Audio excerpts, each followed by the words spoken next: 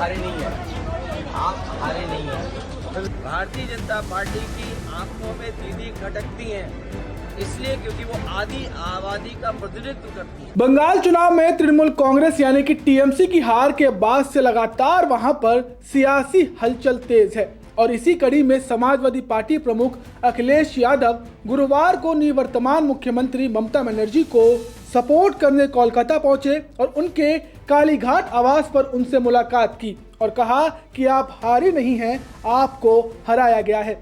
अखिलेश की इस मुलाकात के मायने क्या हैं और बंगाल की सियासत की फिजा अब किस और बहेगी, उसे जानने के लिए वीडियो अंत तक देखें। नमस्ते, मेरा नाम सुमित है और आप न्यूज़ 24 देख रहे हैं। ममता दीदी के घर उन्हें सपोर्ट करने पहुंचे अखिलेश की इस मुलाकात को विपक्षी दलों के बीच एकजुटता और साझा रणनीति को मजबूत करने के संकेत के रूप में अब देखा जा रहा है।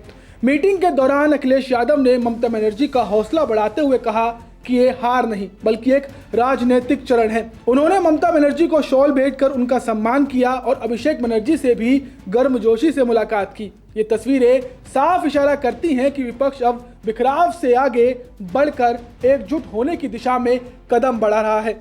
मुलाकात के बाद अखिलेश यादव ने बीजेपी पर निशाना साधते हुए कहा कि ममता बनर्जी इसलिए खटकती हैं क्योंकि वे महिलाओं और आम जनता की मजबूत आवाज हैं। उन्होंने बीजेपी की सोच को सामंती बताते हुए कहा कि ऐसी ताकतें महिलाओं के नेतृत्व को आगे बढ़ाने नहीं देना चाहती। सुनिए। भारतीय जनता पार्टी की आंखों में दीदी खटकती हैं, इसलिए क्योंकि वो आधी आबादी का प्रतिनिधित्व करती है। भारतीय जनता पार्टी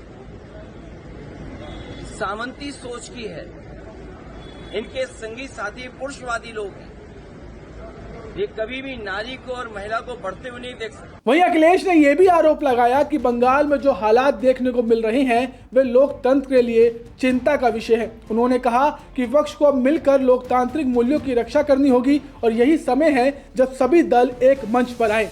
सुनिए। हम इस लड़ाई में आदरणीय दीदी के साथ हैं क्योंकि लोकतंत्र को बचाना है, संविधान को बचाना है। अगर हमारे वोट के अधिकार को ही छीन लेंगे तो फिर क्या लोकतंत्र बचा? इतनी डेमोक्रेसी को किसी ने डिस्ट्रॉय नहीं किया हुआ जितना भारतीय जनता पार्टी ने किया।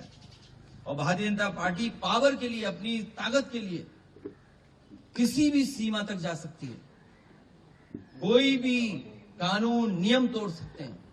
और उत्तर प्रदेश में हम लोगों ने बड़े करीब से देखा, वहां पर ये जो करते थे वो यहाँ पर किया है। वहीं अखिलेश ने अपने भाषण में इंडिया गठबंधन के साथियों से भी एकजुटता की अपील की। मैं किसी को एडवाइस देने के लिए नहीं आया हूँ, मैं लोकतंत्र और जिस तरीके से आदरणीय दीदी को अपमानित किया, उनके कार्यकर्ताओं को वोट नहीं डालने दिया, क्या जिम्मेदारी सेंट्रल फोर्स की है? क्या आप इलेक्शन को इस तरह कराएंगे कि आप वहां पर एजेंट्स को नहीं बैठने देंगे, पॉलिटिकल पार्टी के एजेंट्स को नहीं बैठने देंगे और फिर इस बात की तैयारी करेंगे कि एसआईआर करा करके हम टारगेटेड किस बूथ पर वोट कटवाना है? जो टीएमसी के स्ट्रांग बूथ हैं, स्ट्रांग वोटर्स हैं, उनको वोट ना देने दिया जाए इसलिए वोट कटवा दें उनका? ये अधिकार किसने दिया है? यही लोकतंत्र को सबसे बड़ी हत्या कर रहे हैं बीजेपी के लोग मिलकर के, वो भी इलेक्शन कमीशन से। इसलिए सभी पॉलिटिकल पार्टी से हमारी अपील होगी कि कम से कम इस सवाल पर हम सब एक दिखाई देंगे। अब सूत्रों के मुताबिक इस मुलाकात में चुनाव के बाद की राजनीतिक स्थिति और आगे की रणनीति पर चर्चा हुई। खासतौर पर इंडिया गठबंधन को और मजबूत करने पर जोर दिया गया।